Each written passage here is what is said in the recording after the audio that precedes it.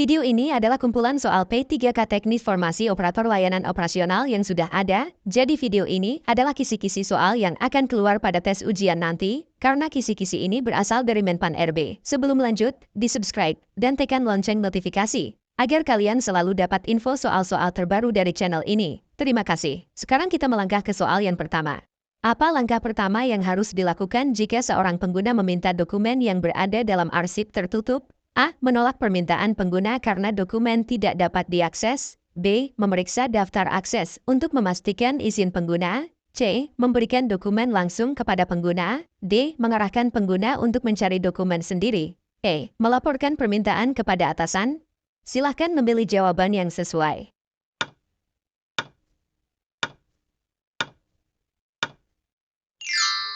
Jawabannya adalah B. Memeriksa daftar akses untuk memastikan izin pengguna. Jawaban B. Karena memeriksa daftar akses memastikan bahwa peminjaman dokumen sesuai dengan ketentuan yang berlaku. Langkah ini menjaga kerahasiaan informasi dan keamanan dokumen, sambil tetap memberikan pelayanan yang profesional kepada pengguna. Soal nomor 2. Jika dokumen yang dipinjam tidak dikembalikan dalam waktu yang telah ditentukan, apa langkah terbaik yang harus dilakukan? A. Memberikan peringatan lisan kepada pengguna. B. Menghubungi pengguna untuk mengingatkan pengembalian. C. Membiarkan pengguna mengembalikan kapan saja. D. Melaporkan kepada pihak manajemen untuk tindakan lebih lanjut. E. Mengirim surat resmi untuk meminta pengembalian. Silahkan memilih jawaban yang sesuai.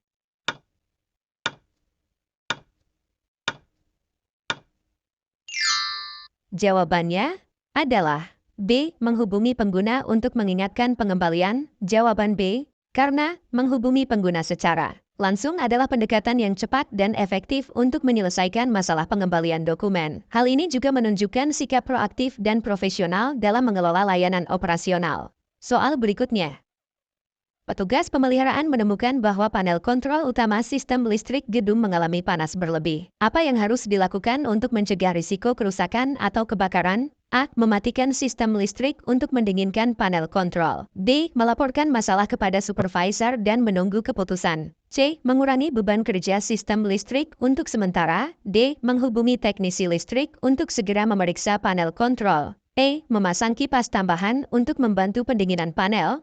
Silahkan memilih jawaban yang sesuai.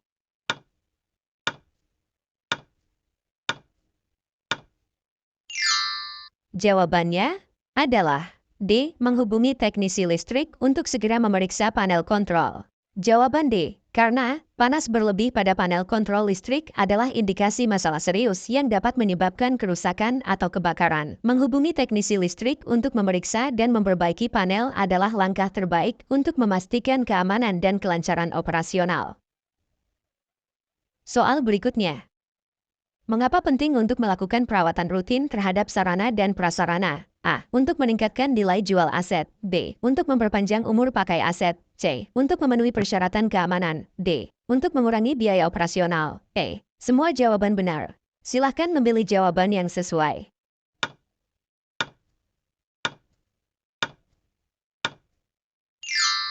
Jawabannya adalah E. Semua jawaban benar. Jawaban E. Karena perawatan rutin sangat penting karena dapat memperpanjang umur pakai aset. Dengan perawatan yang baik, aset akan lebih awet dan tidak cepat rusak. Meningkatkan nilai jual aset. Aset yang terawat dengan baik akan memiliki nilai jual yang lebih tinggi, memenuhi persyaratan keamanan. Perawatan rutin dapat mencegah terjadinya kecelakaan atau kerusakan yang membahayakan. Mengurangi biaya operasional dengan mencegah kerusakan yang lebih parah, biaya perbaikan dan penggantian aset dapat diminimalkan. Soal berikutnya. Manakah dari berikut ini yang tidak termasuk dalam manfaat dari penggunaan software manajemen aset? A. Memudahkan proses pencatatan dan pelaporan. B. Meningkatkan akurasi data aset. C. Mengurangi biaya operasional. D. Membutuhkan sumber daya manusia yang lebih banyak. E. Meningkatkan efisiensi pengelolaan aset. Silahkan memilih jawaban yang sesuai.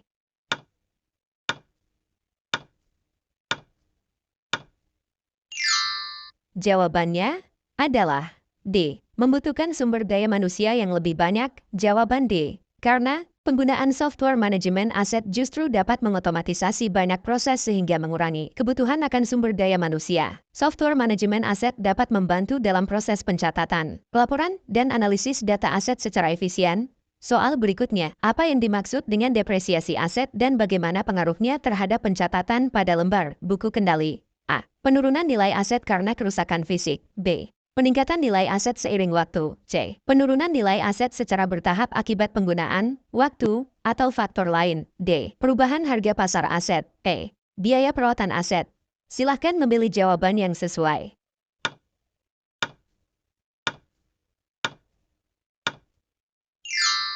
Jawabannya adalah C. Penurunan nilai aset secara bertahap akibat penggunaan, waktu, atau faktor lain. Jawaban C. Karena depresiasi adalah penurunan nilai suatu aset secara bertahap akibat penggunaan, waktu, atau faktor lain seperti keausan dan obsolesensi. Pengaruh depresiasi terhadap pencatatan pada lembar buku kendali adalah nilai buku aset akan berkurang setiap tahunnya sesuai dengan metode depresiasi yang dipilih, misalnya, garis lurus, saldo menurun. Hal ini mencerminkan penurunan nilai aset secara realistis dan digunakan untuk menghitung beban depresiasi dalam laporan laba rugi serta menentukan nilai buku aset dalam neraca. Soal berikutnya. Apa tujuan dari melakukan penghapusan aset? A. Meningkatkan nilai aset perusahaan. B. Memudahkan proses inventarisasi. C. Mengurangi beban pajak perusahaan. D. Menghapus aset yang sudah tidak dapat digunakan lagi atau nilai ekonomisnya sudah sangat rendah. E. Meningkatkan efisiensi produksi. Silahkan memilih jawaban yang sesuai.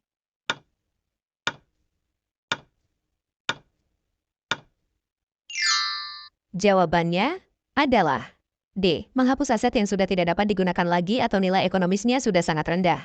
Jawaban D. Karena penghapusan aset dilakukan ketika suatu aset sudah tidak dapat digunakan lagi atau nilai ekonomisnya sudah sangat rendah sehingga tidak memberikan manfaat lagi bagi perusahaan. Tujuan utama penghapusan aset adalah untuk menghapus aset tersebut dari catatan akuntansi dan neraca perusahaan, sehingga tidak perlu lagi dibebankan biaya depresiasi atau perawatan. Soal berikutnya. Apa yang harus dilakukan jika terdapat aset yang hilang atau dicuri? A. Abaikan saja karena merupakan risiko bisnis. B. Tunggu sampai ditemukan sendiri. C. Laporkan kepada atasan dan tunggu instruksi selanjutnya. D. Laporkan kejadian tersebut kepada pihak yang berwajib dan perbarui data pada lembar buku kendali. E. Hanya perbarui data pada lembar buku kendali. Silahkan memilih jawaban yang sesuai.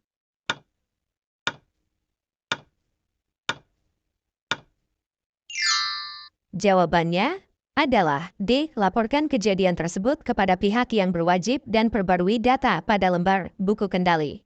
Jawaban D. Karena jika terdapat aset yang hilang atau dicuri, langkah-langkah yang harus dilakukan adalah melaporkan kejadian tersebut kepada pihak yang berwajib, misalnya, kepolisian, untuk membuat laporan kehilangan. Selanjutnya, perbarui data pada lembar buku kendali dengan mencatat status aset sebagai hilang atau dicuri. Hal ini penting untuk tujuan asuransi, audit, dan untuk mencegah penyalahgunaan aset. Soal berikutnya.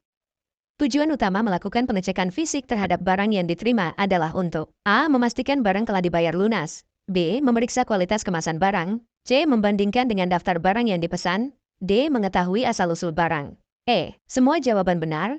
Silahkan memilih jawaban yang sesuai.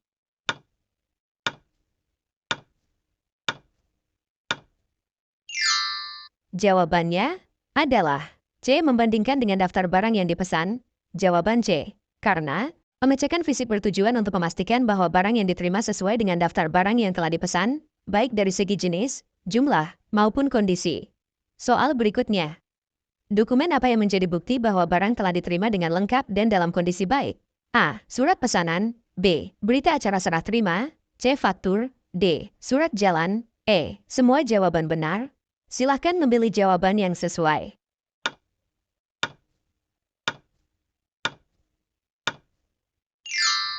Jawabannya adalah B. Berita acara serah terima. Jawaban B. Karena berita acara serah terima merupakan dokumen resmi yang mencatat segala hal terkait penerimaan barang, termasuk kondisi barang saat diterima. Soal berikutnya. Apa yang harus dilakukan jika jumlah barang yang diterima tidak sesuai dengan yang tertera pada surat jalan? A. Menerima barang dan melaporkan kekurangan kemudian. B. Menolak menerima barang seluruhnya. C. Membuat berita acara ketidaksesuaian dan meminta penjelasan dari pemasok. D. Meminta potongan harga atas barang yang kurang. E. Semua jawaban benar. Silahkan memilih jawaban yang sesuai.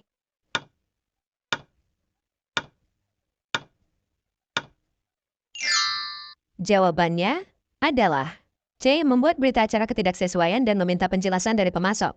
Jawaban C. Karena membuat berita acara ketidaksesuaian merupakan langkah yang tepat untuk mendokumentasikan masalah dan meminta penjelasan dari pemasok. Soal berikutnya. Manakah dari berikut ini yang tidak termasuk dalam pemeriksaan dokumen sarana dan prasarana? A. Memeriksa tanggal kadaluarsa barang habis pakai. B. Memeriksa kelengkapan tanda tangan pada surat jalan. C. Memeriksa nomor seri barang. D. Memeriksa harga satuan barang. E. Semua jawaban benar. Silahkan memilih jawaban yang sesuai.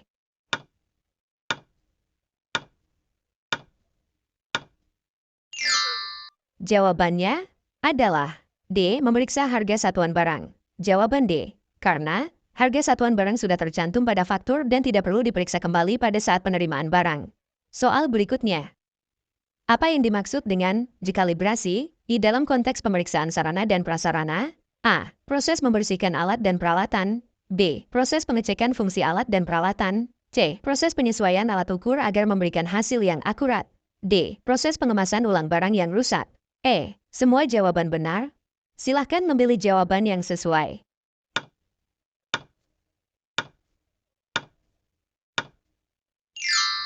Jawabannya adalah C. Proses penyesuaian alat ukur agar memberikan hasil yang akurat.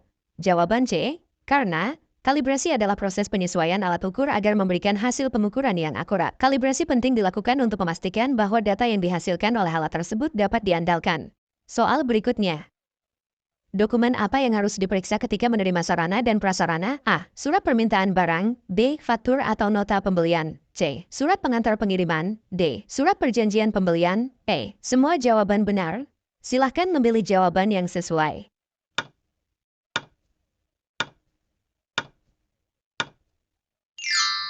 Jawabannya adalah E. Semua jawaban benar. Jawaban E. Karena saat menerima sarana dan prasarana, beberapa dokumen penting harus diperiksa untuk memastikan barang sesuai dengan prasarana dan prosedur seperti faktur atau nota pembelian, surat pengantar pengiriman, surat perjanjian pembelian, serta surat berita acara serah terima barang. Semua dokumen ini memberikan gambaran yang jelas tentang spesifikasi barang harga dan ketentuan lainnya. Soal berikutnya. Jika ditemukan kerusakan pada sarana yang diterima, apa yang harus dilakukan? A. Mengembalikan barang dan meminta penggantian. B. Mengabaikan kerusakan jika tidak terlalu besar. C. Menggunakan barang tersebut jika masih berfungsi. D. Menyimpan barang dan melaporkan kerusakan ke atasan. E. Menandatangani dokumen penerimaan tanpa melaporkan kerusakan. Silahkan memilih jawaban yang sesuai.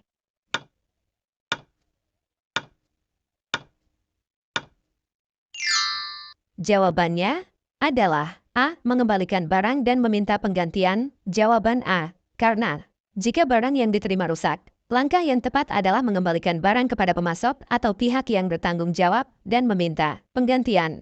Ini penting untuk memastikan barang yang digunakan sesuai dengan standar prosedur dan tidak membahayakan operasional dan penggunanya. Soal berikutnya. Bagaimana cara memeriksa kondisi fisik sarana dan prasarana yang diterima? A. Melihat kondisi barang tanpa mengujinya. B. Menggunakan barang untuk memastikan kualitasnya. C. Memastikan barang dalam keadaan utuh dan tidak rusak. D. Menghubungi pemasok untuk memastikan kualitas. E. Menyimpan barang tanpa memeriksa kondisi fisiknya. Silahkan memilih jawaban yang sesuai.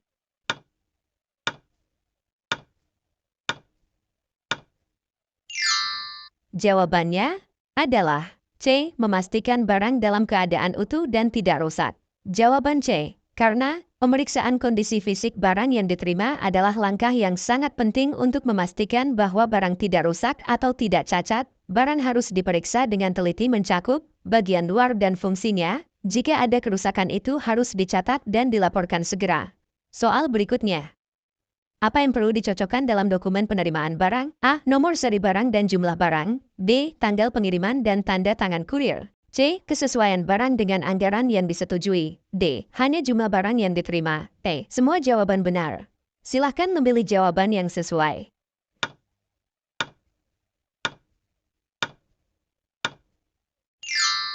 Jawabannya adalah D. Hanya jumlah barang yang diterima. Jawaban D. Karena dalam dokumen penerimaan barang, Penting untuk mencocokkan nomor seri barang, jumlah barang, dan kesesuaian dengan anggaran yang telah disetujui. Ini membantu memastikan bahwa barang yang diterima sesuai dengan yang dipesan dan anggaran yang telah disetujui. Soal berikutnya. Apa langkah pertama yang harus dilakukan ketika menerima sarana dan prasarana yang baru? A. Memastikan barang sesuai dengan pesanan. B. Menandatangani dokumen pengiriman. C. Menyusun laporan penerimaan barang. D. Menggunakan sarana yang diterima. E. Menandatangani berita acara serah terima barang. Silahkan memilih jawaban yang sesuai.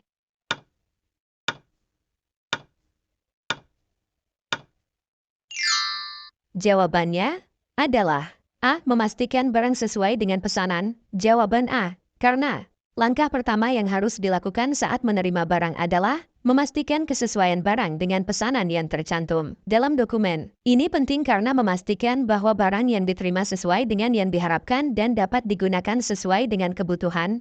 Soal berikutnya.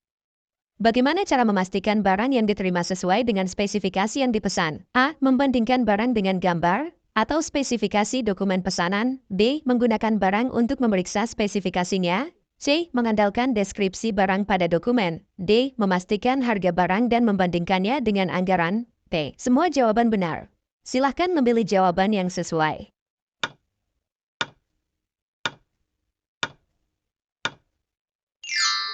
Jawabannya adalah A. Membandingkan barang dengan gambar atau spesifikasi dokumen pesanan. Jawaban A. Karena salah satu cara terbaik untuk memastikan barang yang diterima sesuai dengan spesifikasi adalah dengan membandingkan barang yang diterima dengan barang atau spesifikasi dalam dokumen pemesanan.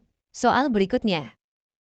Seorang pegawai menerima permintaan peminjaman proyektor untuk digunakan dalam rapat. Apa langkah pertama yang harus dilakukan untuk memenuhi permintaan tersebut sesuai prosedur? A. Langsung menyerahkan proyektor kepada peminjam. B. Meminta peminjam mengisi formulir permintaan atau peminjaman. C. Memastikan ketersediaan barang tanpa konfirmasi peminjaman. D. Menggunakan proyektor terlebih dahulu sebelum meminjamkan. E. Memberikan arahan penggunaan tanpa mencatat permintaan. Silahkan memilih jawaban yang sesuai.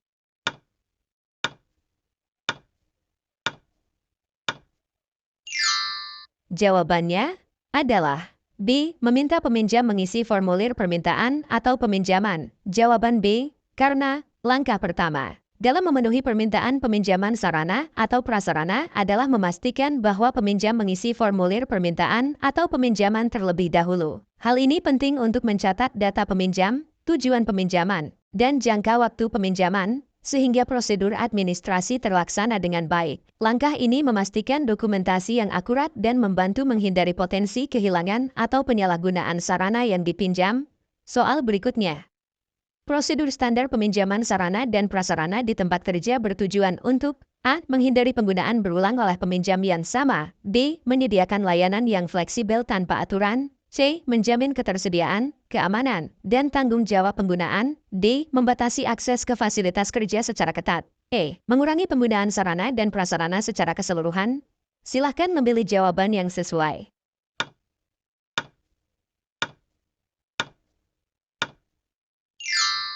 Jawabannya adalah C. Menjamin ketersediaan, keamanan, dan tanggung jawab penggunaan. Jawaban C. Karena prosedur standar peminjaman bertujuan untuk menjamin bahwa sarana dan prasarana digunakan dengan aman, bertanggung jawab, dan tersedia sesuai kebutuhan operasional.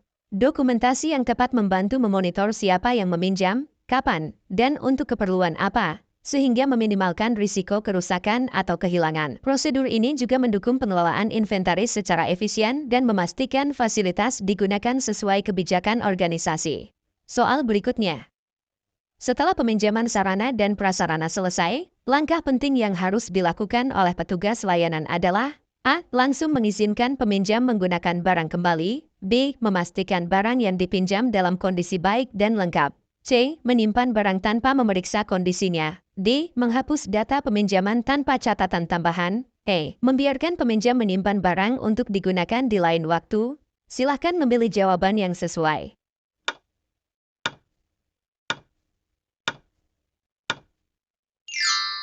Jawabannya adalah B. Memastikan barang yang dipinjam dalam kondisi baik dan lengkap.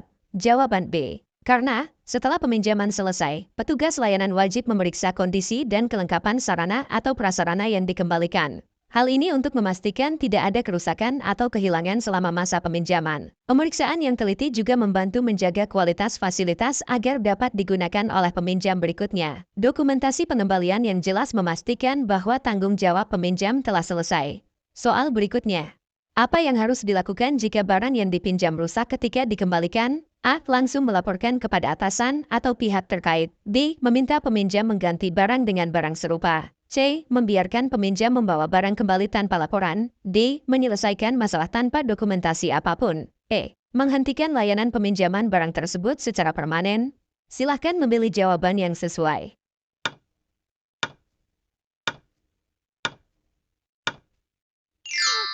Jawabannya adalah A. Langsung melaporkan kepada atasan atau pihak terkait. Jawaban A. Karena jika barang yang dipinjam rusak ketika dikembalikan. Langkah pertama yang harus dilakukan adalah melaporkan kerusakan kepada atasan atau pihak terkait. Dokumentasi kerusakan juga penting untuk keperluan evaluasi dan tindakan selanjutnya, seperti perbaikan atau penggantian barang. Langkah ini membantu menjaga akuntabilitas layanan dan memastikan peminjam memahami tanggung jawab mereka. Soal berikutnya. Seorang peminjam meminta barang yang tidak tersedia dalam daftar inventaris. Tindakan yang tepat adalah A. Memberikan barang lain yang hampir serupa. B. Menginformasikan ketidaktersediaan barang dan menawarkan alternatif. C. Mengabaikan permintaan dan melanjutkan tugas lain. D. Meminta peminjam menunggu tanpa kepastian waktu. E. Menyarankan peminjam mencari barang dari pihak luar. Silahkan memilih jawaban yang sesuai.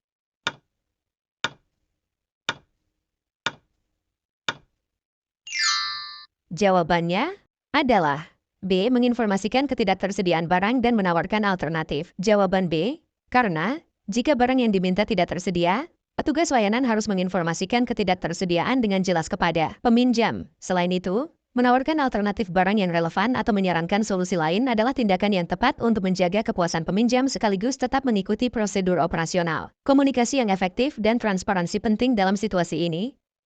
Soal berikutnya. Dalam memberikan layanan peminjaman sarana dan prasarana, petugas harus selalu memastikan bahwa A. Peminjam dapat langsung menggunakan barang setelah mengisi formulir. B. Semua barang harus diserahkan tanpa pengecekan terlebih dahulu. C. Peminjam menandatangani surat perjanjian peminjaman yang mencakup syarat dan ketentuan. D. Petugas tidak perlu mendokumentasikan data peminjam. E. Barang yang dipinjam boleh digunakan untuk keperluan pribadi. Silahkan memilih jawaban yang sesuai.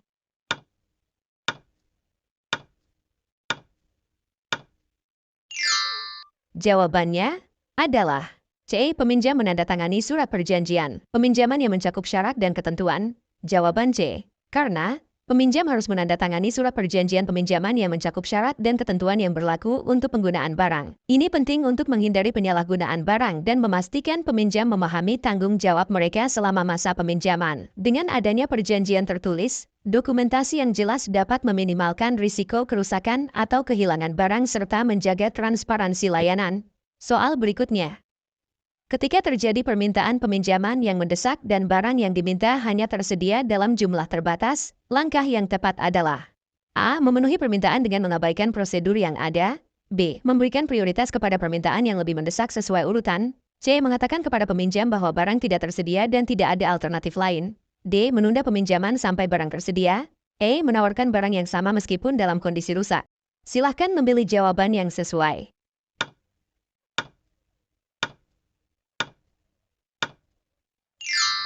Jawabannya adalah B. Memberikan prioritas kepada permintaan yang lebih mendesak sesuai urutan. Jawaban B. Karena dalam situasi terbatas, petugas harus memberikan prioritas sesuai dengan urgensi kebutuhan peminjam. Prosedur yang jelas harus tetap diikuti untuk menjaga sistem yang adil dan efisien. Memberikan prioritas berdasarkan kebutuhan mendesak dan urgensi membantu mengelola permintaan dengan lebih baik. Memastikan peminjam yang membutuhkan barang secara kritis dapat memanfaatkannya sesuai prosedur yang berlaku. Soal berikutnya. Salah satu langkah penting dalam prosedur peminjaman sarana dan prasarana adalah A. Memberikan fasilitas kepada peminjam tanpa mencatat atau memeriksa identitas. B. Memastikan identitas peminjam dengan memverifikasi kartu identitas yang sah. C. Membiarkan peminjam mengembalikan barang tanpa adanya pemeriksaan. D. Mengizinkan peminjam menyimpan barang yang telah dipinjam untuk waktu yang tidak terbatas. E. Mengabaikan dokumentasi peminjaman agar lebih cepat. Silahkan memilih jawaban yang sesuai.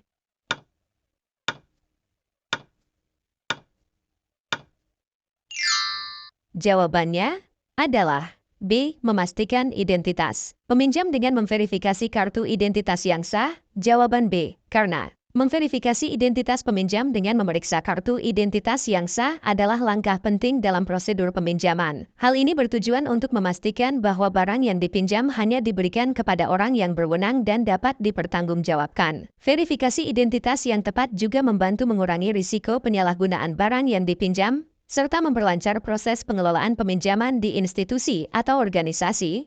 Soal berikutnya. Apa yang harus dilakukan jika peminjam terlambat mengembalikan barang sesuai waktu yang disepakati? A. Membebaskan peminjam dari kewajiban mengembalikan barang. B. Menyelesaikan masalah tanpa mendokumentasikan keterlambatan. C. Memberikan peringatan dan mencatat keterlambatan dalam sistem. D. Mengizinkan peminjam untuk menggunakan barang lebih lama tanpa penalti. E. Langsung mengenakan denda tanpa pemberitahuan terlebih dahulu. Silahkan memilih jawaban yang sesuai.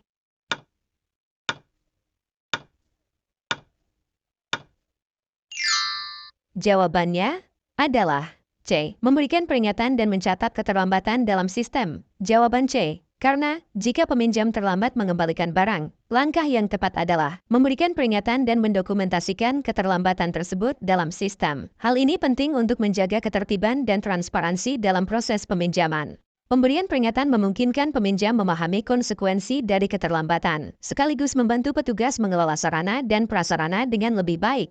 Soal berikutnya.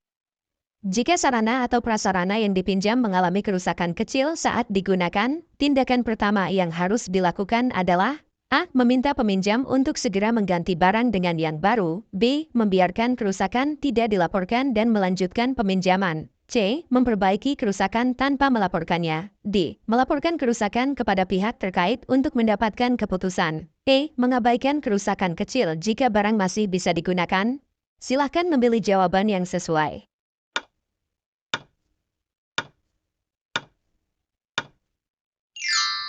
Jawabannya adalah D. Melaporkan kerusakan kepada pihak terkait untuk mendapatkan keputusan. Jawaban D. Karena ketika sarana atau prasarana yang dipinjam mengalami kerusakan, tindakan pertama yang tepat adalah melaporkan kerusakan kepada pihak terkait untuk mendapatkan keputusan lebih lanjut. Hal ini penting untuk menjaga tanggung jawab terhadap barang yang dipinjam dan memastikan bahwa prosedur yang ada diikuti. Dengan pelaporan yang jelas, langkah selanjutnya seperti perbaikan atau penggantian dapat diambil sesuai ketentuan yang berlaku.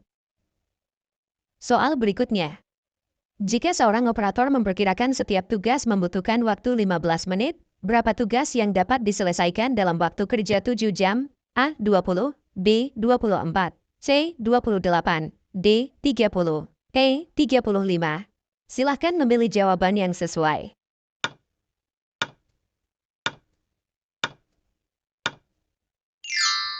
Jawabannya adalah C. 28. Jawaban C. Karena konversi waktu kerja 7 jam ke menit menjadi 420 menit. Dengan setiap tugas memakan waktu 15 menit, jumlah tugas yang dapat diselesaikan adalah 420 dibagi 15, sama dengan 28 tugas.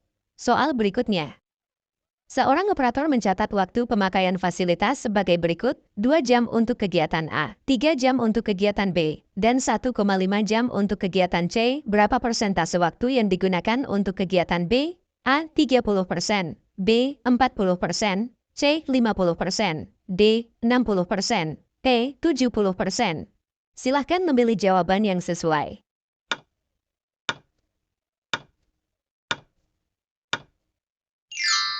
Jawabannya adalah C. 50%. Jawaban C. Karena total waktu pemakaian fasilitas adalah 2 ditambah 3 ditambah 1,5, sama dengan 6,5 jam. Persentase waktu kegiatan B adalah 3 dibagi 6,5 dikali 100%, sama dengan 50%.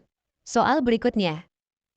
Dalam pemeliharaan rutin, operator menemukan bahwa AC di ruang pelayanan perlu dibersihkan setiap 3 bulan. Jika pembersihan terakhir dilakukan pada Januari, kapan pembersihan berikutnya? A. April, B. Mei, C. Juni, D. Juli, E. Agustus. Silahkan memilih jawaban yang sesuai.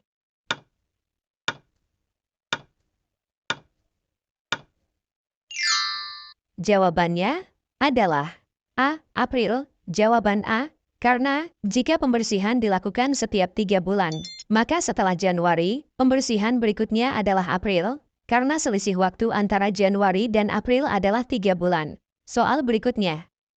Dalam pemesanan peralatan, diperlukan waktu 5 hari untuk pengiriman. Jika pesanan dilakukan pada hari Selasa, kapan barang akan tiba? A. Jumat. B. Sabtu. C. Minggu. D. Senin. E. Selasa. Silahkan memilih jawaban yang sesuai.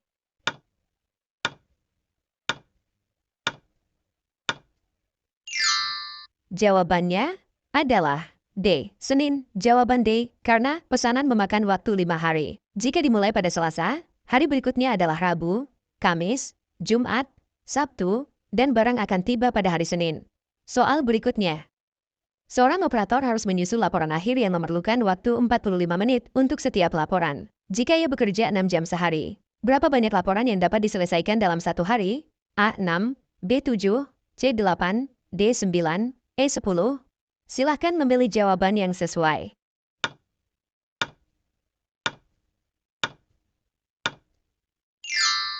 Jawabannya adalah C8, jawaban C. Karena total waktu kerja dalam sehari adalah 6 jam atau 360 menit. Dengan setiap laporan memakan waktu 45 menit.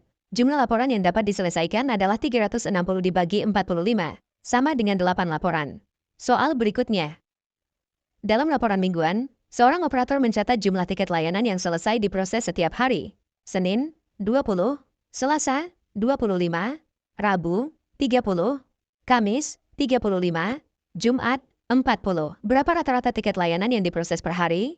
A. 25, B. 30, C. 35, D. 40, E. 50. Silahkan memilih jawaban yang sesuai.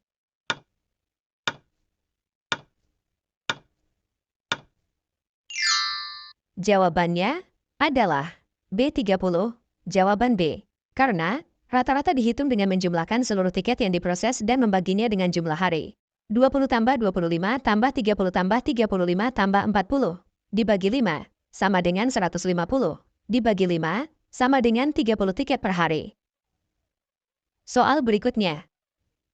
Saat melakukan inspeksi, ditemukan kebocoran kecil pada atap bangunan yang menyebabkan air menetes ke ruang penyimpanan dokumen. Apa langkah pertama yang harus dilakukan? A. Segera menutup kebocoran dengan bahan darurat. B. Memindahkan dokumen ke tempat yang aman sementara. C. Melaporkan kebocoran kepada supervisor untuk tindakan lebih lanjut. D. Menghubungi kontraktor untuk memperbaiki kebocoran secara permanen. E. Membiarkan kebocoran hingga inspeksi berikutnya. Silahkan memilih jawaban yang sesuai.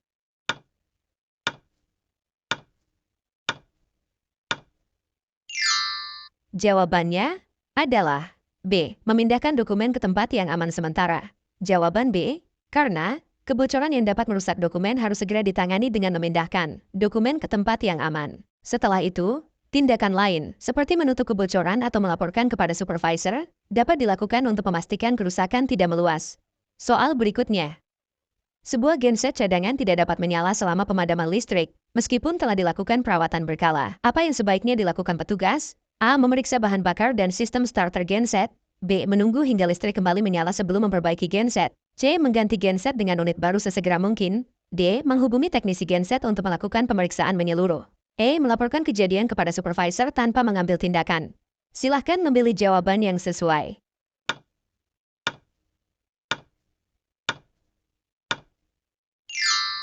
Jawabannya adalah A. Memeriksa bahan bakar dan sistem starter genset. Jawaban A. Karena jika genset tidak dapat menyala, langkah pertama adalah memeriksa bahan bakar dan sistem starter, karena ini sering menjadi penyebab utama masalah. Jika tidak ditemukan solusi, barulah menghubungi teknisi untuk penanganan lebih lanjut. Soal berikutnya. Petugas pemeliharaan mendapati bahwa sebagian alat kebersihan di gudang sudah berkarat akibat penyimpanan yang tidak sesuai. Apa langkah terbaik untuk mencegah hal ini terjadi di masa depan? A. Memastikan alat kebersihan disimpan di tempat yang kering dan berventilasi baik. B. Membeli alat baru dengan bahan yang tahan karat. C. Melapisi semua alat dengan pelindung karat sebelum digunakan. D. Menggunakan alat kebersihan secara bergantian agar tidak disimpan terlalu lama. E. Membuat jadwal inspeksi alat kebersihan setiap bulan. Silahkan memilih jawaban yang sesuai.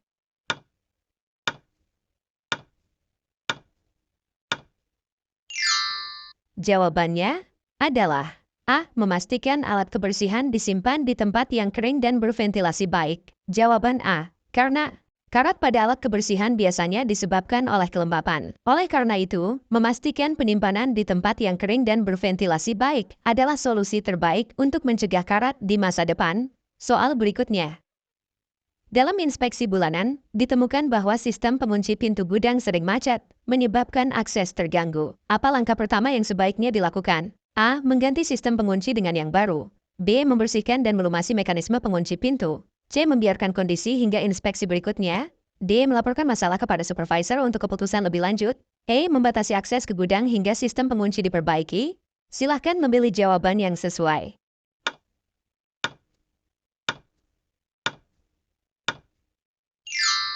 Jawabannya adalah B. Membersihkan dan melumasi mekanisme pengunci pintu. Jawaban B. Karena sistem pengunci yang macet seringkali disebabkan oleh debu atau kurang pelumasan. Membersihkan dan melumasi mekanisme adalah langkah awal yang efektif untuk mengembalikan fungsinya sebelum memutuskan penggantian.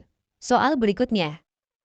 Selama pemeliharaan, petugas menemukan bahwa sistem pendingin ruangan memerlukan penggantian oli kompresor. Apa yang harus dilakukan untuk memastikan penggantian berjalan lancar? A. Mematikan sistem pendingin ruangan sebelum penggantian dilakukan. B. Menggunakan oli pengganti dengan spesifikasi yang berbeda untuk efisiensi. C. Mengganti oli sambil tetap menjalankan sistem pendingin untuk efisiensi waktu. D. Menunda penggantian hingga semua ruangan selesai digunakan. E. Melaporkan kebutuhan penggantian kepada supervisor untuk konfirmasi. Silahkan memilih jawaban yang sesuai.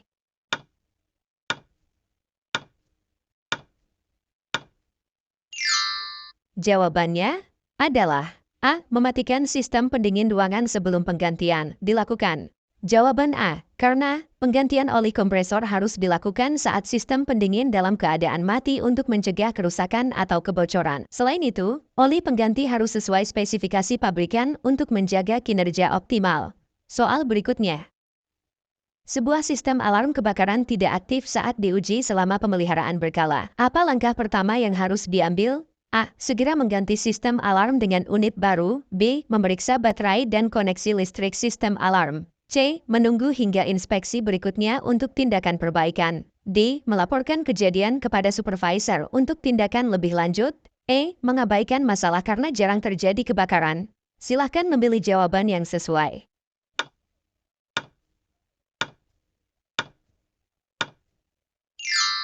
Jawabannya adalah B. Memeriksa baterai dan koneksi listrik sistem alarm. Jawaban B. Karena jika sistem alarm kebakaran tidak aktif, langkah pertama adalah memeriksa baterai dan koneksi listriknya. Masalah pada komponen ini seringkali menjadi penyebab utama sistem tidak berfungsi. Soal berikutnya. Faktor utama yang harus dipertimbangkan dalam perencanaan distribusi sarana dan prasarana adalah A. Biaya transportasi. B. Jarak tempuh. C. Kebutuhan unit penerima. D. Ketersediaan gudang. E. Semua jawaban benar. Silahkan memilih jawaban yang sesuai.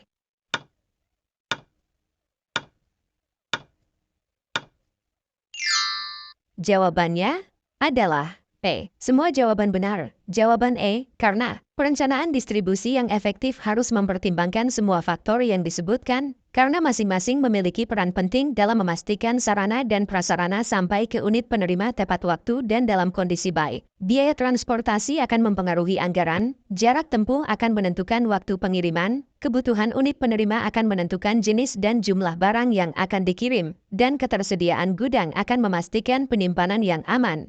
Soal berikutnya.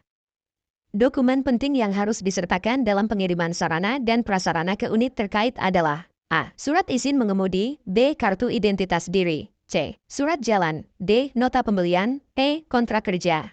Silahkan memilih jawaban yang sesuai.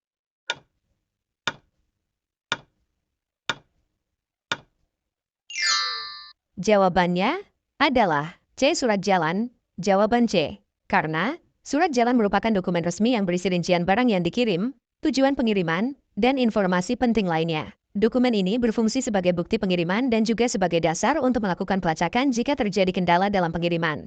Soal berikutnya.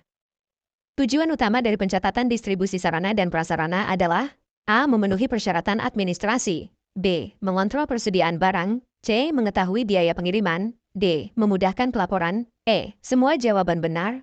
Silahkan memilih jawaban yang sesuai.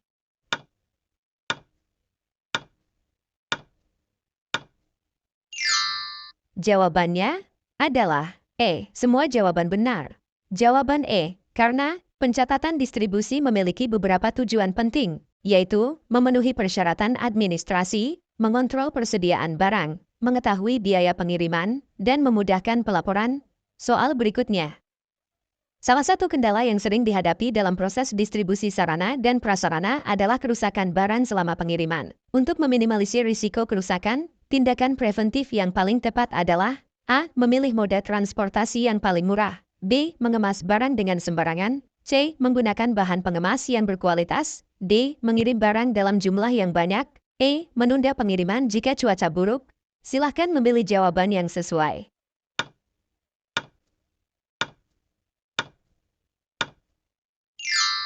Jawabannya adalah C. Menggunakan bahan pengemas yang berkualitas. Jawaban C. Karena bahan pengemas yang baik akan melindungi barang dari benturan, goresan, dan kondisi lingkungan yang tidak menguntungkan selama perjalanan.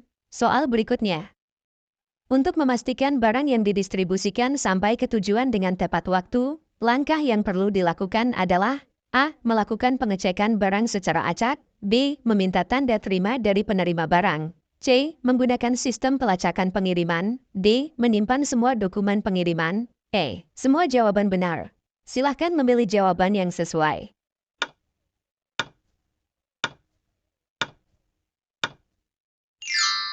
Jawabannya adalah E. Semua jawaban benar. Jawaban E. Karena semua langkah yang disebutkan penting untuk memastikan kelancaran dan ketepatan waktu pengiriman. Soal berikutnya.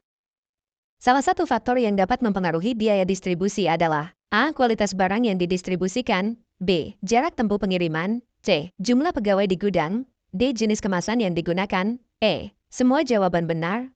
Silahkan memilih jawaban yang sesuai.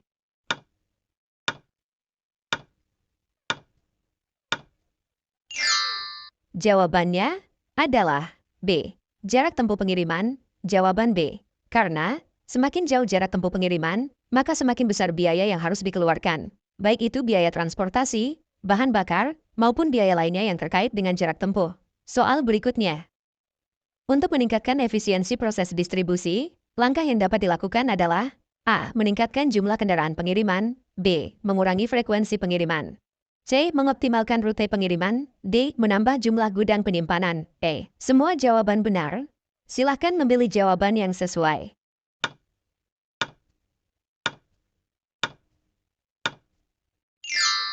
Jawabannya adalah C. Mengoptimalkan rute pengiriman. Jawaban C. Karena dengan mengoptimalkan rute pengiriman, maka jarak tempuh dapat diminimalisir, sehingga waktu pengiriman dapat dipercepat dan biaya distribusi dapat ditekan. Soal berikutnya. Tujuan utama melakukan pengecekan fisik terhadap barang yang diterima adalah untuk A. Memastikan barang telah dibayar lunas. B. Memeriksa kualitas kemasan barang. C. Membandingkan dengan daftar barang yang dipesan. D. Mengetahui asal-usul barang. E. Semua jawaban benar. Silahkan memilih jawaban yang sesuai.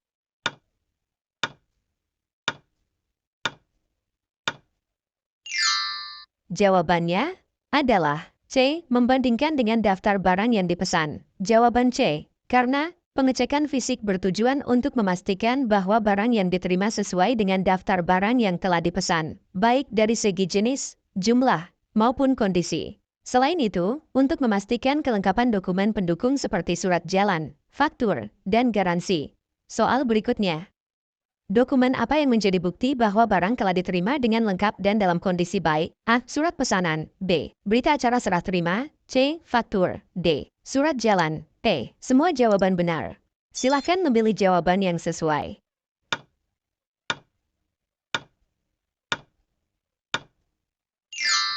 Jawabannya adalah B. Berita acara serah terima. Jawaban B. Karena berita acara serah terima merupakan dokumen resmi yang mencatat segala hal terkait penerimaan barang, termasuk kondisi barang saat diterima. Soal berikutnya. Apa yang harus dilakukan jika jumlah barang yang diterima tidak sesuai dengan yang tertera pada surat jalan? A. Menerima barang dan melaporkan kekurangan kemudian. B. Menolak menerima barang seluruhnya. C. Membuat berita acara ketidaksesuaian dan meminta penjelasan dari pemasok. D. Meminta potongan harga atas barang yang kurang. E. Semua jawaban benar. Silahkan memilih jawaban yang sesuai.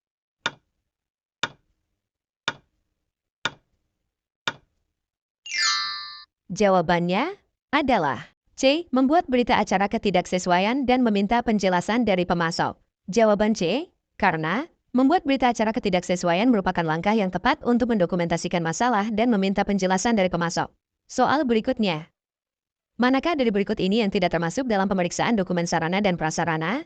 A. Memeriksa tanggal kadaluarsa barang habis pakai. B. Memeriksa kelengkapan tanda tangan pada surat jalan. C. Memeriksa nomor seri barang. D. Memeriksa harga satuan barang. E. Semua jawaban benar. Silahkan memilih jawaban yang sesuai.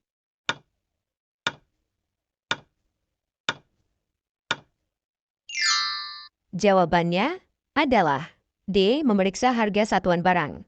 Jawaban D. Karena harga satuan barang sudah tercantum pada faktur dan tidak perlu diperiksa kembali pada saat penerimaan barang. Soal berikutnya. Apa yang dimaksud dengan dekalibrasi di dalam konteks pemeriksaan sarana dan prasarana? A. Proses membersihkan alat dan peralatan. B. Proses pengecekan fungsi alat dan peralatan. C. Proses penyesuaian alat ukur agar memberikan hasil yang akurat. D. Proses pengemasan ulang barang yang rusak. E. Semua jawaban benar. Silahkan memilih jawaban yang sesuai.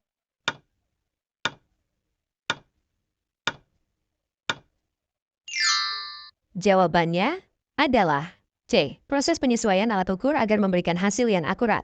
Jawaban C. Karena kalibrasi adalah proses penyesuaian alat ukur agar memberikan hasil pengukuran yang akurat. Soal berikutnya. Salah satu tujuan dari sistem pelacakan pengiriman adalah A. Mengetahui biaya pengiriman. B. Memudahkan proses pengemasan barang. C. Memantau posisi barang selama pengiriman. D. Mengurangi jumlah pegawai gudang. E. Meningkatkan kualitas barang. Silahkan memilih jawaban yang sesuai.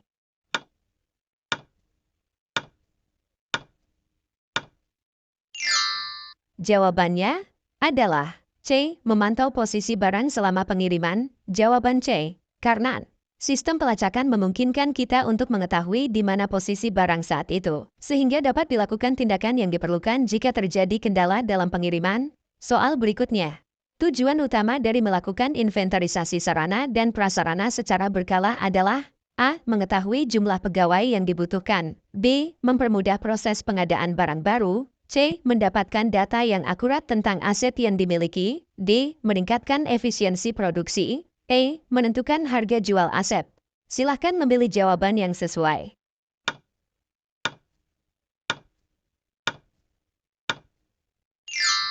Jawabannya adalah C. Mendapatkan data yang akurat tentang aset yang dimiliki. Jawaban C. Karena inventarisasi secara berkala bertujuan untuk mendapatkan data yang up-to-date mengenai kondisi, jumlah, dan lokasi aset yang dimiliki. Data ini sangat penting untuk berbagai keperluan seperti perencanaan anggaran, pengambilan keputusan investasi, dan pelaporan. Soal berikutnya.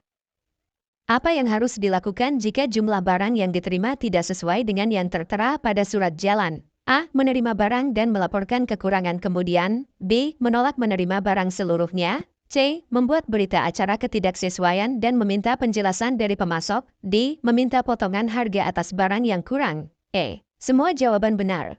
Silahkan memilih jawaban yang sesuai.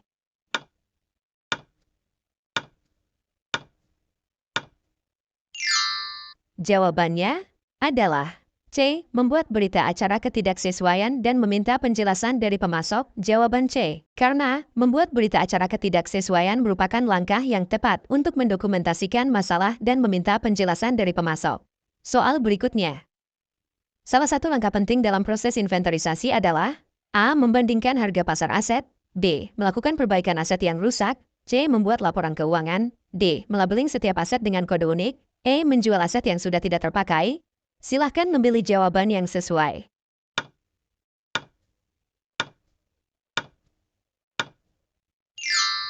Jawabannya adalah D. Melabeling setiap aset dengan kode unik. Jawaban D. Karena melabeling setiap aset dengan kode unik akan memudahkan dalam proses identifikasi, pencatatan, dan pelacakan aset. Kode unik ini akan tercatat dalam sistem inventarisasi dan dapat digunakan untuk mencari informasi mengenai aset tersebut. Soal berikutnya. Apa yang dimaksud dengan depresiasi dalam konteks inventarisasi sarana dan prasarana? A. Penurunan nilai suatu aset akibat penggunaan. B. Kenaikan nilai suatu aset akibat inflasi. C. Biaya perawatan aset. D. Pajak atas aset. E. Nilai sisa suatu aset. Silahkan memilih jawaban yang sesuai.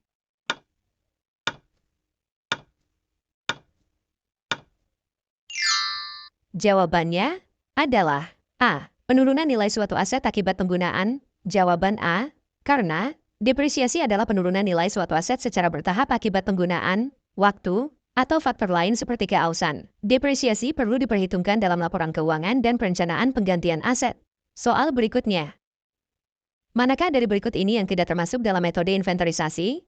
A. Metode fisik. B. Metode perpetual. C. Metode periodik. D. Metode sampling. E. Metode observasi. Silahkan memilih jawaban yang sesuai.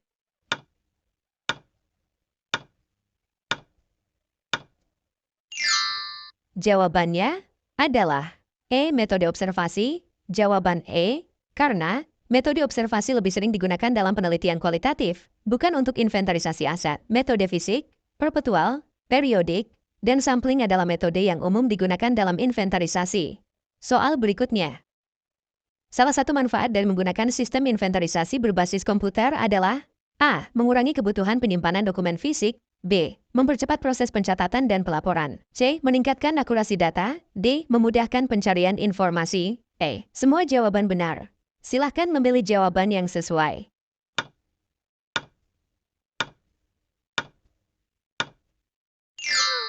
Jawabannya adalah E. Semua jawaban benar. Jawaban E. Karena sistem inventarisasi berbasis komputer menawarkan banyak keuntungan, seperti efisiensi, akurasi, dan kemudahan dalam mengelola data aset. Soal berikutnya. Salah satu alasan mengapa penting untuk melakukan fisik inventory, inventarisasi fisik, secara berkala adalah untuk A. Membandingkan harga pasar aset. B. Memperbarui catatan akuntansi. C. Memeriksa keberadaan aset secara fisik dan membandingkannya dengan catatan. D. Menentukan nilai depresiasi aset. E. Mengidentifikasi aset yang sudah tidak terpakai. Silahkan memilih jawaban yang sesuai.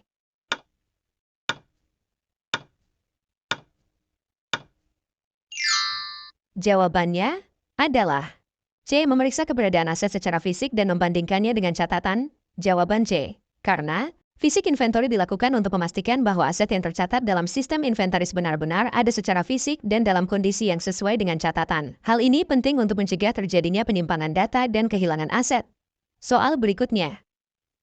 Apa yang dimaksud dengan metode perpetual dalam inventarisasi? A. Metode yang dilakukan secara berkala, biasanya pada akhir periode akuntansi. B. Metode yang mencatat setiap perubahan persediaan secara langsung. C. Metode yang hanya mencatat perubahan persediaan secara fisik. D. Metode yang menggunakan sampel untuk menghitung total persediaan. E. Metode yang didasarkan pada perkiraan. Silahkan memilih jawaban yang sesuai.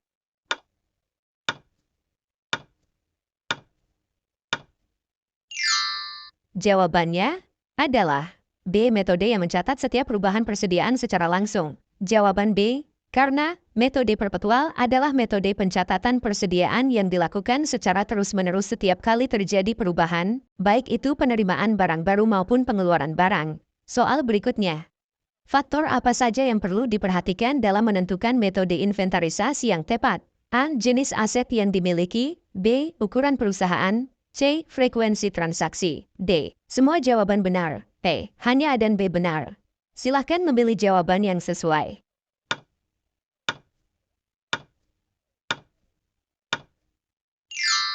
Jawabannya adalah D. Semua jawaban benar. Jawaban D. Karena pemilihan metode inventarisasi harus disesuaikan dengan berbagai faktor, seperti jenis aset, ukuran perusahaan, dan frekuensi transaksi. Tidak ada satu metode yang cocok untuk semua situasi. Soal berikutnya. Apa yang harus dilakukan jika ditemukan perbedaan antara hasil fisik inventory dengan catatan inventaris? A. Melakukan penyelidikan untuk mengetahui penyebab perbedaan. B. Mengabaikan perbedaan tersebut. C. Mengubah catatan inventaris agar sesuai dengan hasil fisik inventory. D. Menjual aset yang tidak tercatat. E. Membeli aset yang tidak ditemukan secara fisik. Silahkan memilih jawaban yang sesuai.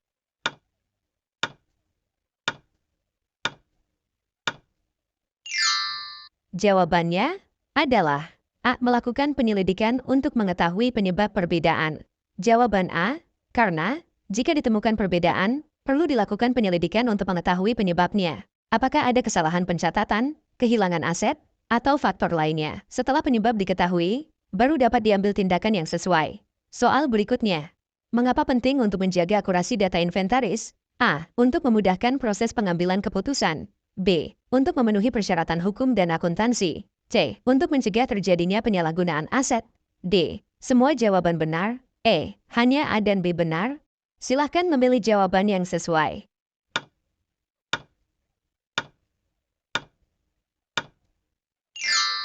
Jawabannya adalah D. Semua jawaban benar. Jawaban D. Karena data inventaris yang akurat sangat penting untuk berbagai tujuan, mulai dari perencanaan, penganggaran, pengambilan keputusan, hingga pelaporan keuangan.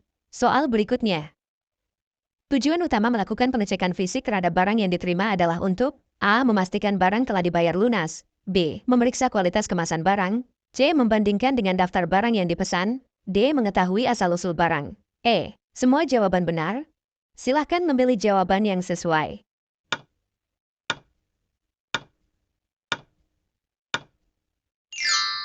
Jawabannya adalah C. Membandingkan dengan daftar barang yang dipesan.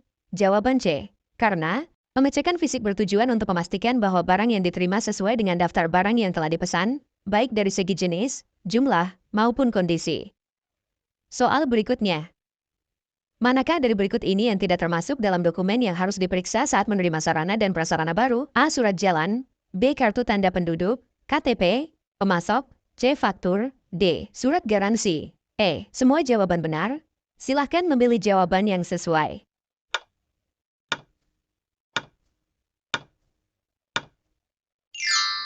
Jawabannya adalah B. Kartu tanda penduduk. KTP. Pemasok. Jawaban B. Karena KTP pemasok tidak diperlukan dalam dokumen penerimaan barang. Soal berikutnya. Apa tindakan pertama yang harus dilakukan jika menemukan kerusakan pada barang yang baru diterima? A. Meminta potongan harga. B. Meminta barang pengganti. C. Melaporkan kepada atasan langsung. D. Meminta pendapat dari rekan kerja. E. Semua jawaban benar. Silahkan memilih jawaban yang sesuai.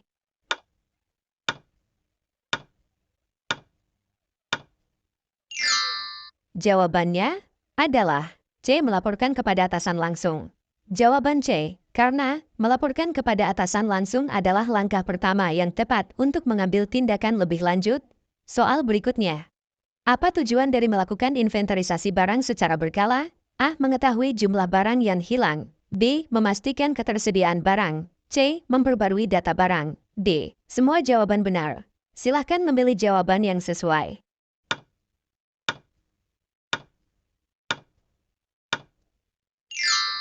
Jawabannya adalah D. Semua jawaban benar. Jawaban D. Karena inventarisasi barang memiliki beberapa tujuan, termasuk mengetahui jumlah barang yang hilang, memastikan ketersediaan barang, dan memperbarui data barang. Soal berikutnya. Bagaimana cara yang tepat untuk menyimpan barang yang mudah rusak? A. Menyimpan di tempat yang terbuka. B. Menyimpan di tempat yang lembab. C. Menyimpan sesuai dengan petunjuk pada kemasan. D. Menyimpan tanpa memperhatikan suhu. E. Semua jawaban benar. Silahkan memilih jawaban yang sesuai.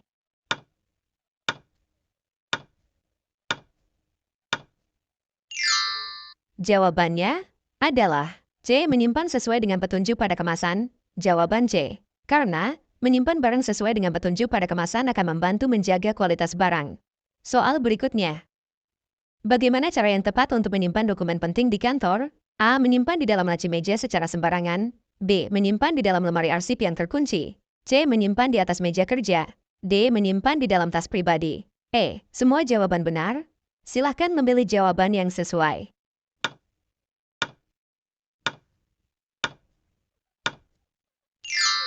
Jawabannya adalah B. Menyimpan di dalam lemari arsip yang terkunci. Jawaban B. Karena lemari arsip yang terkunci adalah tempat yang aman untuk menyimpan dokumen penting.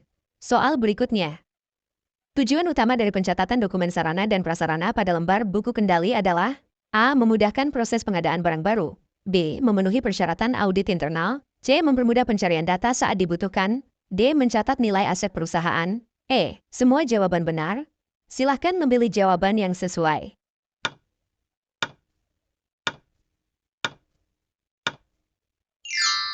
Jawabannya adalah C. Mempermudah pencarian data saat dibutuhkan.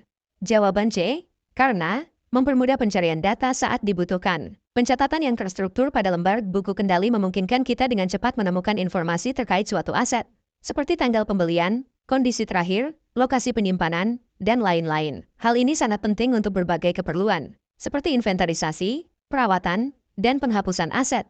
Soal berikutnya. Informasi apa yang tidak perlu dicatat dalam lembar buku kendali sarana dan prasarana? A. Nama barang. B. Tanggal pembelian. C. Harga pembelian. D. Nama pemasok. E. Nama pengguna barang. Silahkan memilih jawaban yang sesuai.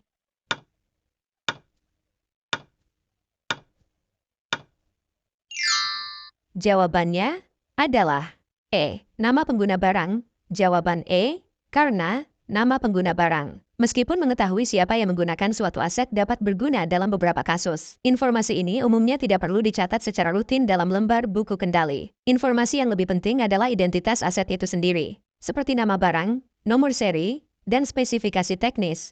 Soal berikutnya. Manakah dari berikut ini yang tidak termasuk dalam informasi penting yang harus dicatat dalam lembar buku kendali sarana dan prasarana? A. Merek dan model barang. B. Tanggal pembelian. C. Nama pemasok. D. Warna barang. E. Nomor seri. Silahkan memilih jawaban yang sesuai.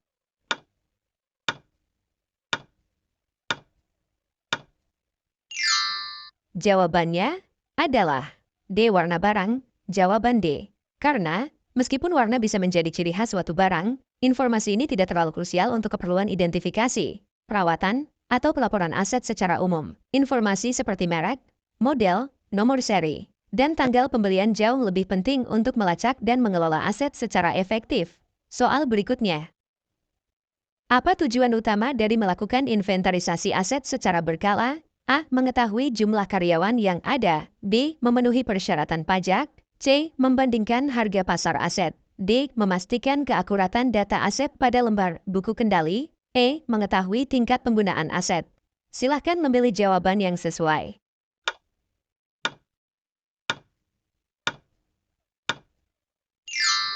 Jawabannya adalah D. Memastikan keakuratan data aset pada lembar buku kendali. Jawaban D. Karena inventarisasi memungkinkan kita untuk melakukan pengecekan fisik terhadap aset dan membandingkannya dengan data yang tercatat. Hal ini penting untuk memastikan bahwa data aset yang kita miliki selalu akurat dan up-to-date. Soal berikutnya. Apa yang harus dilakukan jika ditemukan perbedaan antara data pada lembar buku kendali dengan kondisi fisik aset? A. Abaikan perbedaan tersebut. B. Perbarui data pada lembar buku kendali sesuai dengan kondisi fisik aset. C. Hapus data aset yang tidak sesuai. D. Tambahkan catatan pada lembar buku kendali tanpa mengubah data yang ada. E. Laporkan kepada atasan dan tunggu instruksi selanjutnya. Silahkan memilih jawaban yang sesuai.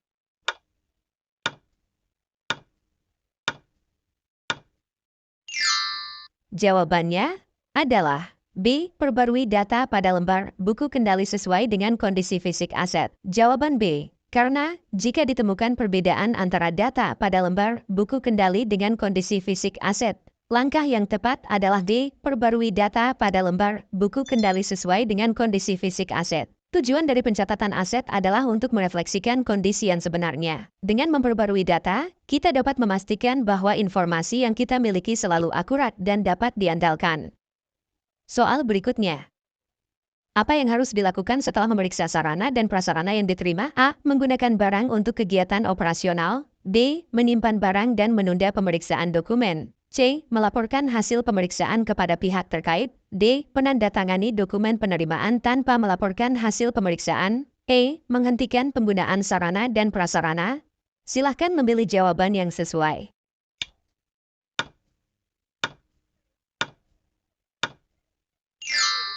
Jawabannya adalah C. Melaporkan hasil pemeriksaan kepada pihak terkait. Jawaban C. Karena setelah melakukan pemeriksaan barang yang diterima, hasil pemeriksaan harus dilaporkan kepada pihak terkait seperti atasan, pengelola keuangan, atau pengelola barang. Soal berikutnya, jika sarana yang diterima memiliki kelengkapan dokumen yang tidak sesuai dengan prosedur, apa yang harus dilakukan? A. Menyimpan barang dan melanjutkan dengan prosedur berikutnya. B. Mengabaikan dokumen dan melanjutkan penerimaan barang. C. Menolak barang dan meminta dokumen yang sesuai. D. Menyusun laporan tanpa menindak masalah dokumen. E. Menggunakan barang meskipun dokumennya tidak lengkap. Silahkan memilih jawaban yang sesuai.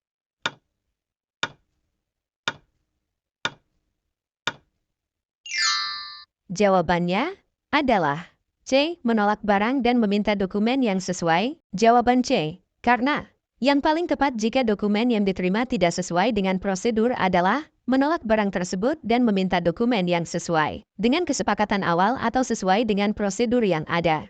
Soal berikutnya. Apa yang harus dilakukan jika barang yang diterima tidak sesuai dengan pesanan? A. Menerima barang dan menunggu instruksi lebih lanjut. B. Mengembalikan barang dan meminta penggantian. C. Menggunakan barang sesuai kebutuhan. D. Membuat laporan tanpa mengambil tindakan lebih lanjut. E. Semua jawaban benar. Silahkan memilih jawaban yang sesuai.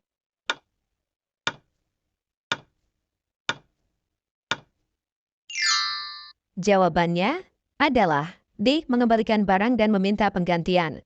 Jawaban B. Karena jika barang yang diterima tidak sesuai dengan pesanan, langkah yang tepat adalah mengembalikan barang tersebut dan meminta penggantian sesuai dengan pesanan. Soal berikutnya, siapa yang bertanggung jawab untuk memeriksa sarana dan prasarana yang diterima? A. Pemasok barang. B. Pengguna barang. C. Petugas administrasi atau pengelola barang. D. Pimpinan unit kerja. E. Semua jawaban benar. Silahkan memilih jawaban yang sesuai.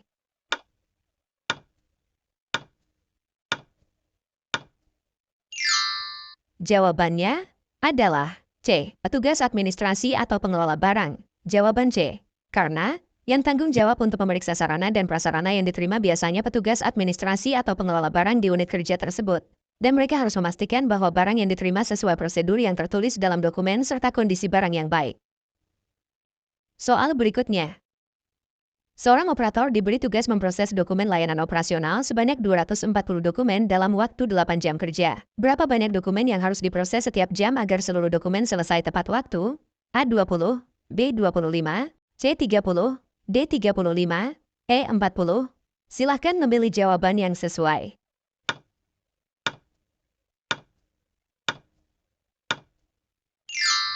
Jawabannya adalah B. 30. Jawaban B. Karena untuk menghitung jumlah dokumen yang harus diproses setiap jam, bagi total dokumen dengan total waktu kerja. 240 dokumen dibagi 8 jam, sama dengan 30 dokumen per jam. Oleh karena itu, operator harus memproses 30 dokumen per jam agar pekerjaan selesai dalam waktu yang ditentukan. Soal berikutnya. Dalam diagram alur pelayanan, terdapat langkah-langkah berikut. 1. Mengidentifikasi kebutuhan pelanggan. 2. Menginput data ke sistem. 3. Menyusun laporan akhir. 4. Memproses dokumen pelanggan. Urutan langkah yang benar adalah A. 1, 2, 3, 4. B. 1, 4, 2, 3. C. 1, 3, 4, 2. D. 1, 2, 4, 3. E. 4, 1, 2, 3. Silahkan memilih jawaban yang sesuai.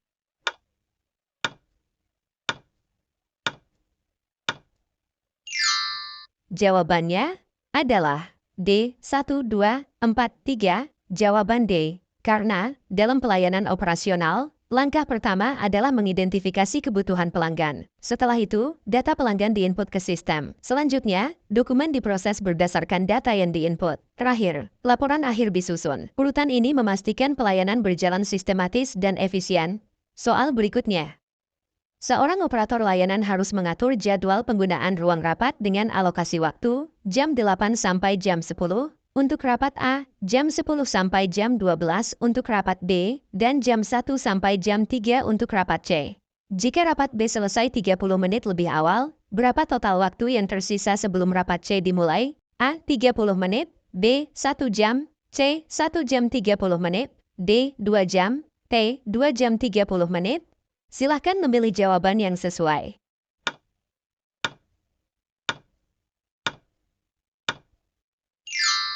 Jawabannya adalah C. 1 jam 30 menit. Jawaban C. Karena jika rapat B selesai 30 menit lebih awal, maka selesai pada pukul 11.30. Waktu mulai rapat C adalah pukul 13. Jadi, total waktu yang tersisa adalah 1 jam 30 menit dari pukul 11.30 hingga pukul 13. Soal berikutnya. Operator layanan diberi tugas menata 120 kursi di ruang pertemuan dengan konfigurasi 10 baris dan jumlah kursi sama di setiap baris. Berapa jumlah kursi dalam satu baris? A10, B12, C15, D20, E25. Silahkan memilih jawaban yang sesuai.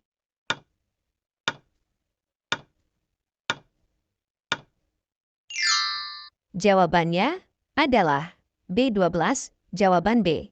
Karena jumlah kursi dalam satu baris dihitung dengan membagi total kursi dengan jumlah baris. 120 dibagi 10 sama dengan 12 kursi per baris. Jadi, setiap baris memiliki 12 kursi. Soal berikutnya. Dalam diagram alur proses perbaikan sarana, langkah terakhir adalah A. Mengidentifikasi kerusakan, B. Menyusun laporan perbaikan, C. Melakukan perbaikan, D. Mengevaluasi hasil perbaikan, E. Mengajukan anggaran perbaikan. Silahkan memilih jawaban yang sesuai.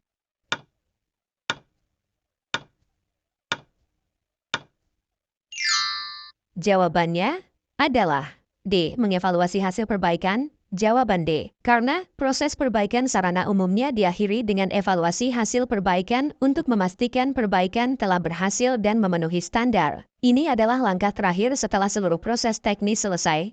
Soal berikutnya.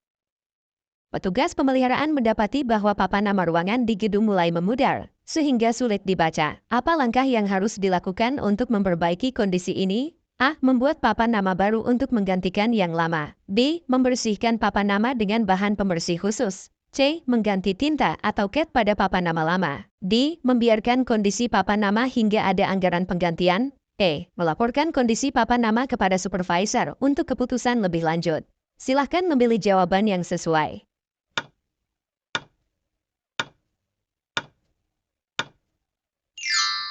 Jawabannya adalah A. Membuat papan nama baru untuk menggantikan yang lama. Jawaban A. Karena papan nama yang memudar harus diganti dengan yang baru agar informasi tetap terlihat jelas. Hal ini penting untuk memudahkan orientasi pengguna gedung dan menjaga estetika. Soal berikutnya. Dalam jadwal pemeliharaan lift, ditemukan bahwa tombol-tombol di panel kontrol mulai aus akibat penggunaan yang intensif. Apa langkah pertama yang harus dilakukan? A. Mengganti seluruh panel kontrol dengan yang baru. B. Membersihkan tombol-tombol panel untuk meningkatkan responsivitas. C. Menjadwalkan penggantian tombol-tombol yang aus. D. Membatasi penggunaan lift hanya untuk keperluan mendesak. E. Melaporkan masalah kepada supervisor tanpa tindakan langsung. Silahkan memilih jawaban yang sesuai.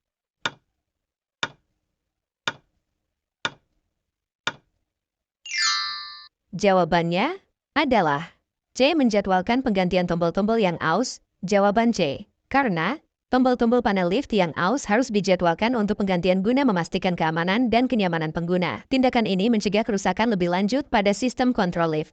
Soal berikutnya. Seorang petugas menemukan bahwa salah satu generator cadangan menghasilkan suara yang tidak normal selama pengoperasian. Apa yang harus dilakukan pertama kali? A. Mematikan generator dan melaporkan kepada supervisor. B. Membiarkan generator beroperasi sampai selesai digunakan. C. Membuka bagian mesin untuk memperbaiki secara langsung. D. Menghubungi teknisi untuk perbaikan segera. E. Mengurangi beban kerja generator hingga suara normal kembali. Silahkan memilih jawaban yang sesuai.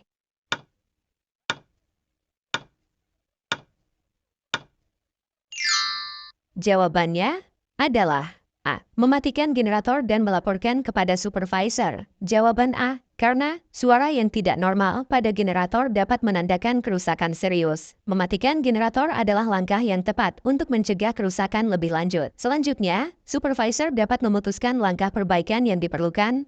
Soal berikutnya.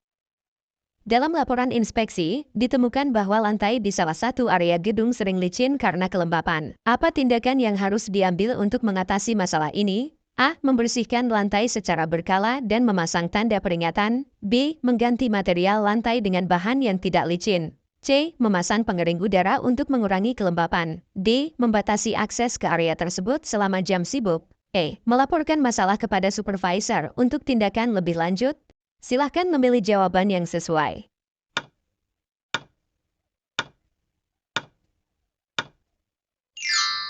Jawabannya adalah A. Membersihkan lantai secara berkala dan memasang tanda peringatan. Jawaban A. karena membersihkan lantai secara berkala dan memasang tanda peringatan adalah solusi cepat untuk mencegah kecelakaan akibat lantai licin. Langkah ini juga memberikan waktu untuk merencanakan solusi jangka panjang.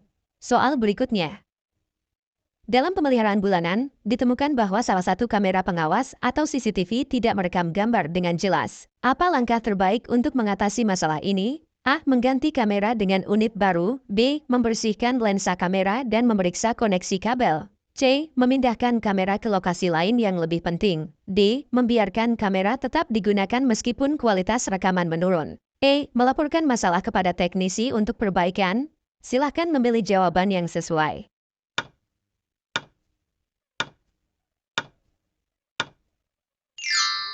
Jawabannya adalah B. Membersihkan lensa kamera dan memeriksa koneksi kabel. Jawaban B. Karena ketidakjelasan rekaman seringkali disebabkan oleh lensa yang kotor atau koneksi yang kurang baik. Membersihkan lensa dan memeriksa kabel adalah langkah awal untuk memastikan kamera kembali berfungsi optimal. Soal berikutnya. Seorang petugas menemukan bahwa saluran pembuangan air di salah satu gedung tersumbat, sehingga menyebabkan genangan air. Apa langkah pertama yang harus dilakukan? A. Membersihkan saluran pembuangan untuk menghilangkan sumbatan. B. Memasang pompa tambahan untuk mengalirkan air keluar gedung. C. Melaporkan masalah kepada supervisor dan menunggu instruksi. D. Menyediakan tanda peringatan di area yang tergenang. E. Menghubungi tim teknis untuk menangani saluran pembuangan. Silahkan memilih jawaban yang sesuai.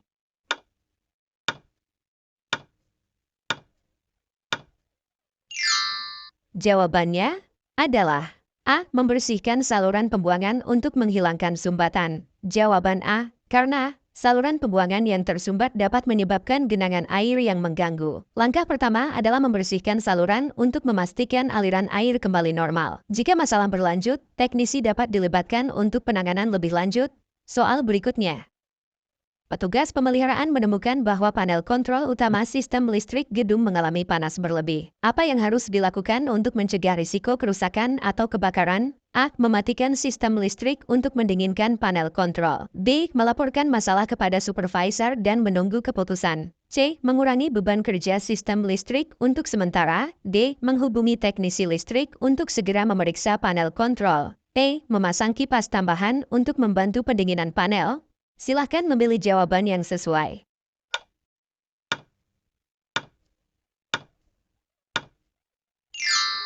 Jawabannya adalah D. Menghubungi teknisi listrik untuk segera memeriksa panel kontrol. Jawaban D. Karena panas berlebih pada panel kontrol listrik adalah indikasi masalah serius yang dapat menyebabkan kerusakan atau kebakaran. Menghubungi teknisi listrik untuk memeriksa dan memperbaiki panel adalah langkah terbaik untuk memastikan keamanan dan kelancaran operasional. Soal berikutnya. Sebuah AC di ruang kerja menunjukkan tanda-tanda penurunan performa, seperti pendinginan yang tidak optimal dan suara berisik. Petugas pemeliharaan menemukan bahwa filter udara sangat kotor. Apa yang harus dilakukan pertama kali? A. Mengganti seluruh unit AC. B. Membersihkan filter udara dan memeriksa komponen lainnya. C. Menghubungi teknisi untuk penggantian komponen utama. D. Menonaktifkan AC hingga pendinginan kembali normal. E. Membiarkan AC tetap digunakan sampai benar-benar rusak. Silahkan memilih jawaban yang sesuai.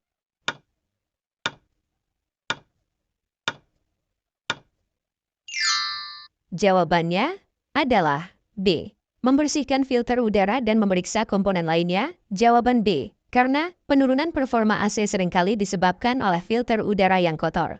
Membersihkan filter adalah langkah pertama untuk memulihkan kinerja AC. Setelah itu, komponen lainnya juga perlu diperiksa untuk memastikan tidak ada kerusakan lebih lanjut. Soal berikutnya. Selama inspeksi rutin, seorang petugas menemukan pintu otomatis di pintu masuk utama yang sering macet. Masalah ini dilaporkan oleh beberapa pengguna. Apa langkah terbaik untuk memastikan masalah segera diatasi? A. Melaporkan masalah kepada supervisor untuk evaluasi lebih lanjut. B. Membongkar pintu otomatis dan menggantinya dengan pintu manual. C. Melakukan pembersihan mekanisme pintu dan pelumasan. D. Menonaktifkan pintu otomatis dan memasang pemberitahuan kepada pengguna. E. Menghubungi teknisi khusus untuk memperbaiki pintu otomatis. Silahkan memilih jawaban yang sesuai.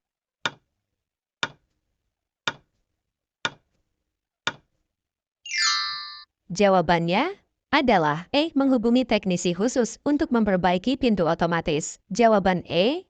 Karena pintu otomatis yang sering macet membutuhkan penanganan oleh teknisi yang berpengalaman. Langkah ini memastikan perbaikan dilakukan secara profesional, sehingga pintu dapat kembali berfungsi dengan baik. Soal berikutnya. Dalam jadwal perawatan bulanan, ditemukan bahwa beberapa lampu di aula utama sudah tidak menyala. Apa yang harus dilakukan sebelum mengganti lampu-lampu tersebut? A. Memastikan sumber listrik di aula utama dalam kondisi aman. B. Segera mengganti lampu tanpa pemeriksaan tambahan. C. Menunggu laporan kerusakan dari pengguna lain. D. Membiarkan lampu tetap mati untuk menghemat energi. E. Melaporkan masalah kepada supervisor sebelum mengambil tindakan. Silahkan memilih jawaban yang sesuai.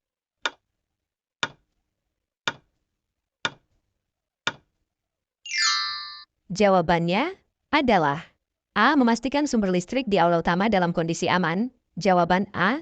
Karena sebelum mengganti lampu, penting untuk memastikan bahwa sumber listrik dalam kondisi aman untuk mencegah risiko seperti korsleting atau kecelakaan kerja. Setelah itu, lampu dapat diganti sesuai prosedur. Soal berikutnya. Dalam laporan mingguan, seorang petugas mencatat bahwa lift sering berhenti mendadak di lantai tertentu. Masalah ini belum menyebabkan insiden, tetapi dikeluhkan oleh pengguna. Apa langkah terbaik untuk mengatasinya? A. Melakukan inspeksi langsung pada sistem mekanik lift. B. Membatasi penggunaan lift hanya pada jam sibuk. C. Menonaktifkan lift sementara untuk pemeriksaan menyeluruh. D. Menghubungi teknisi lift untuk analisis lebih mendalam. E. Membiarkan lift tetap digunakan sambil memantau keluhan pengguna. Silahkan memilih jawaban yang sesuai.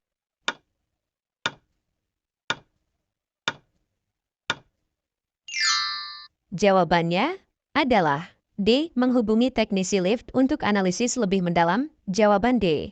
Karena masalah pada lift harus ditangani oleh teknisi yang berkompeten. Memanggil teknisi untuk pemeriksaan menyeluruh adalah langkah terbaik untuk memastikan keselamatan pengguna dan mencegah kerusakan yang lebih parah. Soal berikutnya.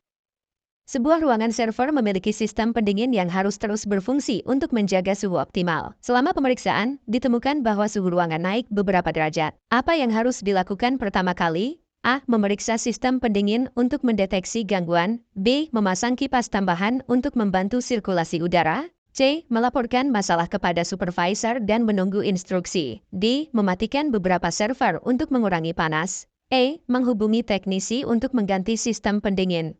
Silahkan memilih jawaban yang sesuai.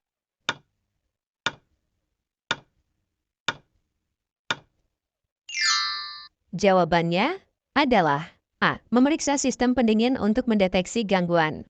Jawaban A. Karena peningkatan suhu di ruangan server harus segera diatasi. Langkah pertama adalah memeriksa sistem pendingin untuk mendeteksi gangguan yang mungkin menjadi penyebab. Setelah itu, tindakan lanjutan dapat dilakukan berdasarkan hasil pemeriksaan.